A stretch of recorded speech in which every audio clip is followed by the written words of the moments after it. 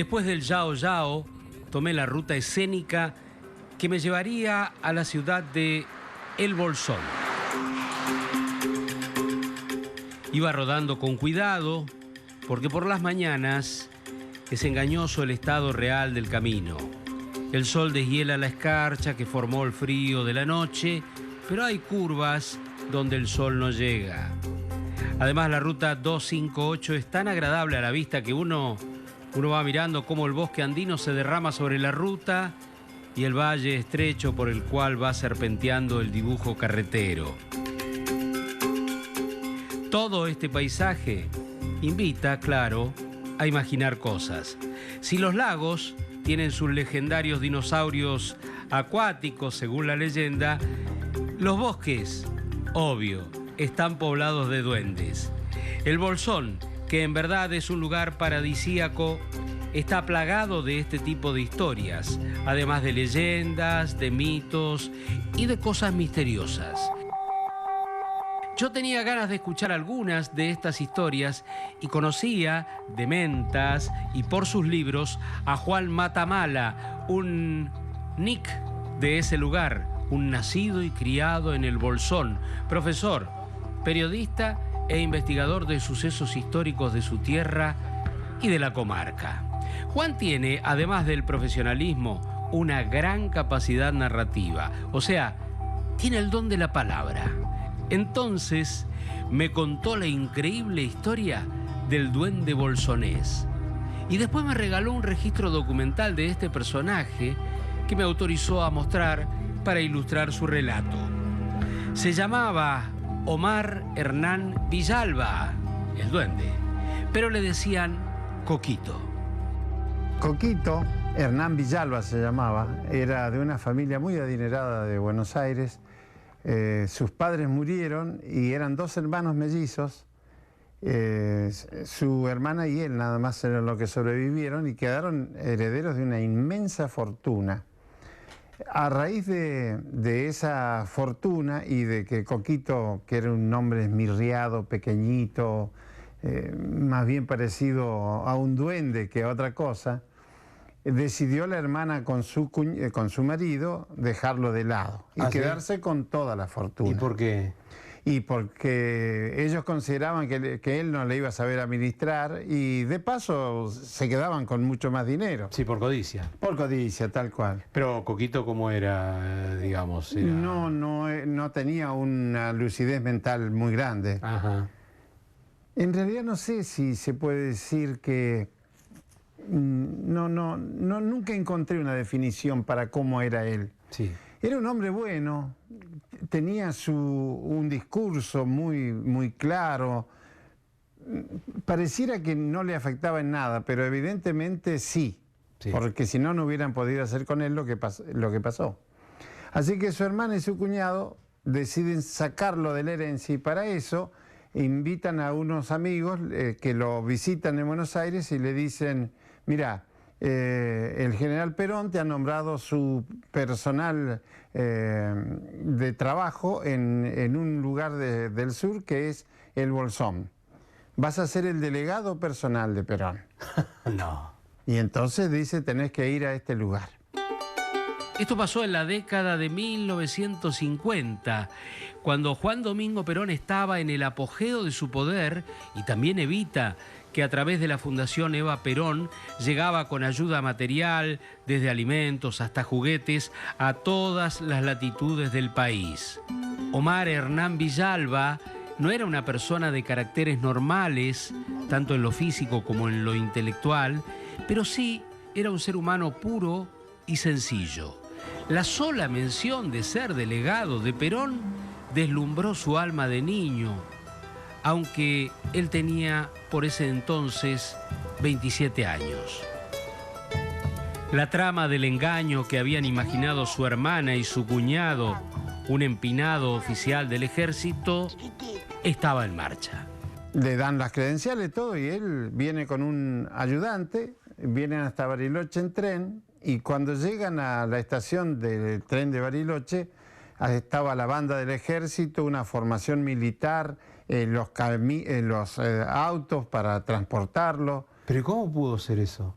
Y fue muy sencillo, porque el esposo de la hermana era coronel del ejército destinado en Bariloche. Él organizó todo eso para darle marco adecuado para la investidura que tenía, que le creó él mismo, ¿no? A Coquito. A Coquito. Así que Coco se subió a ese auto descapotable y se vino hacia el Bolsón con toda esa historia de ser delegado personal de Perón, que en ese momento ser algo de Perón ya era, no sé, te abrían todas las puertas, era una persona realmente muy valorada. Así que cuando llegó a Villegas le paró la gendarmería que tenía su puesto ahí y le pidieron los documentos a este diminuto hombre que venía ahí. Y él ya investido de poder le dijo: ¿y usted quién es? ¿Cómo se atreve a pedirme los documentos a mí? Yo soy el delegado personal de Perón. Se anota 15 días de arresto. Y siguió como si nada. El milico no alcanzó a decir una palabra. La gendarmería prácticamente estaba a su servicio. Y no bien la comitiva llegó al Bolsón, Villalba se dio a una tarea sencilla y gratificante: atender a los más humildes, tomando debida nota de todas sus necesidades. Y llegó al Bolsón, acá lo esperaba la gendarmería, lo alojaron en el escuadrón, le dieron una habitación con baño privado. Era el general en realidad, en persona. Y su trabajo consistía en relevar las necesidades de la gente humilde, bueno, ver qué les pedían y se los daba. Así que él escribía una carta de necesidades a la Fundación Eva Perón. Pero nunca llegaron esas cartas a Eva Perón ni a ninguna fundación. Las tomó su cuñado en Bariloche, única vía para pasar, y satisfacía estas necesidades. No, tenía plata la familia. Claro, decidieron gastar una parte de la fortuna en crear esta historia y después... Mundo irreal para Coquito. Exacto. Entonces eran bolsas de harina, bolsas de yerba, colchones, frazadas, alguna salamandra. O sea que Coquito acá en el pueblo era muy bondadoso. No, y la gente lo adoraba porque todo lo que pedían se lo mandaban, pero enseguida. Ah, mirá vos. Rápidamente, porque era de Bolsón a Bariloche. O sea, de Bariloche a Bolsón era muy breve el trayecto. ¿Qué se le dio por unir a este lado? Es la vida, señor. Y ahora me dicen café. ¿La buena o la mala? La buena. La buena vida. Sí. Y ahora me dicen cajoncito, entonces, con eso me gano la vida. Coquito estaba investido de un poder superior al de las autoridades establecidas. Harina, azúcar, fideos, frazadas, colchones. La beneficencia bien pronto se extendió desde el Bolsón hasta otros pueblos de la comarca andina. Todo fue bien, hasta que empezó a delirarse. Cuando Coquito empieza a pedir una cocina de 4 o 6 hornallas para el Hotel Amancay, que era un hotel más tradicional de Bolsón, o hasta que ya, deslumbrado del todo, ya pidió un helicóptero. Entonces, cuando pidió el helicóptero, era una parte que no se quería gastar de la plata y bueno, el cuñado manda una carta al comandante de Gendarmería y le manifiesta que esta persona que dice ser lo que es no es nada, que es un impostor. Y entonces, de estar en el pináculo de la gloria, porque él estuvo realmente, después de estar, por ejemplo, en Gendarmería, fue alojado en el Hotel Piltriquitrón, que es el hotel más emblemático de Bolsón, y él dormía ahí y tenía guardia a las 24 horas. Y cierta noche, como a las 4 de la mañana, estaban los gendarmes paseándose con esos borceguíes con punteras que tenían en esa época y producían un ruido bastante ponderable. Esto disgustó al delegado de Perón y mandó que a partir de ahí no usen más esas medias lunas que tenían, esas punteras. De chapa, sí. Sí. Y imagínate a un zapatero trabajando esa hora para quitarle a todos los borceguíes. No eran tanto los gendarmes, pero bueno. Esto te muestra un poco el poder que él tenía. Cuando se descubre esta falsedad, pasa de ser príncipe a ser mendigo. Mi cajón para mí no es de madera, tiene alma, tiene espíritu. Solo le falta vivir. Solo le falta decir cuántos zapatos que lo han pisado. eso, yo le digo a mis amigos, si ustedes quieren a mi cajón, me quieren a mí. Los relatos de aquel tiempo de Hernán Villalba, como falso delegado personal de Perón, se hunden en la niebla de los recuerdos. Incluso después, muchos ningunearon esta historia. Pero es una historia de la que ha sido testigo todo el pueblo del Bolsón. Dice, a mí me lustraban los zapatos los gendarmes. Y a partir de descubrirse eso, él lustra los zapatos y los borceguíes a todos los gendarmes. Y de hecho, finalmente los gendarmes lo dejan libre porque se dan cuenta que es una persona que no tiene maldad, que realmente no, es inimputable. Pero de hecho había hecho creer de su rango a mucha gente.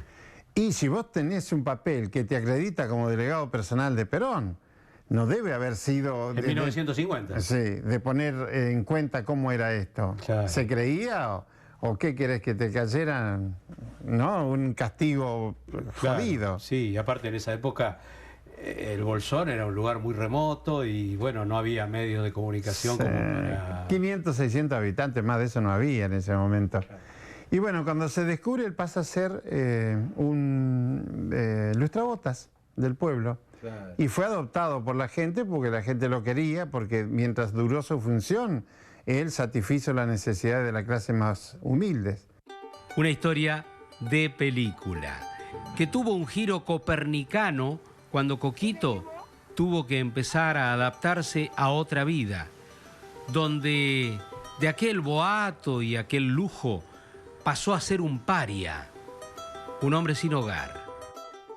Y después fue acogido por vecinos, vivían en su casa, lo cuidaban, hacía un poco de guía turístico por ahí, y con el advenimiento del hipismo también lo adoptan y entonces ya pasa a ser un personaje que todo el mundo quería sacarse una foto con el duende por esa figura que tenía. Claro. Ya lo vistieron como tal, con su gorro. ¿Ah, sí? Sí, le ponían su gorrito, su bastón. ¿De duende? De duende. Y así Coquito se transformó en el personaje del Bolsón también. Y es, creo, uno de los primeros personajes, pero realmente encomiable que tenemos acá y que el tiempo nunca lo termina de borrar, ¿no? ¿Y cómo terminó la historia de Coquito, si terminó? Coquito siguió siendo lustrabotas hasta que ya nadie se lustraba los zapatos y vino un psiquiatra a vivir a Bolsón, tenía un camping y le construyó una casita de duende. Como vos te puedas imaginar, una casa de duendes. Y lo vistió a él como duende. Y lo llevó a viajar por muchos lugares, porque era un personaje, lo presentaba como tal. Y un día, viniendo de Bariloche hacia acá en auto con él, derrapó mal el psiquiatra y Coquito fue despedido y murió ahí. Murió a mitad de camino entre Bariloche y Bolsón. ¡Aldón, Aldón, Aldón, Quirule! ¡Aldón, Aldón! ¡Atiende su vuelo! ¡Y el que no aprenda! Ya pasó algún tiempo desde su muerte, ocurrida a los 72 años. Coquito, el duende bolsonés, fue protagonista de un extraño destino. Sometido a un engaño familiar, vivió entre el oro y el barro. Ahora, qué lujo, ¿no? Qué lujo haber vivido, como dice él, una vida de príncipe. Me ofrecieron masas en una fuente de plata y yo las supe hacer. Comí las masas y lo disfruté. ¿Pero él era consciente del engaño al que había sido sometido? No, él después se enteró cómo había sido. Pero a esta altura la fortuna había desaparecido. Ah, porque él vivió como un pobre ciruja en los últimos años, ¿viste? Claro. Si bien contenido por el pueblo, pero no. Es lamentable. Por eso te digo que es un drama. Como definía Pirandello al humor negro, una cáscara de banana que pisa un tipo. El tipo se cae y yo me río, pero el dolor lo sintió el que se cayó. Y así fue más o menos la historia de Coquito. Por afuera, un duende muy gracioso. Por dentro, el dolor de un drama familiar. y esta historia que acabamos de contar.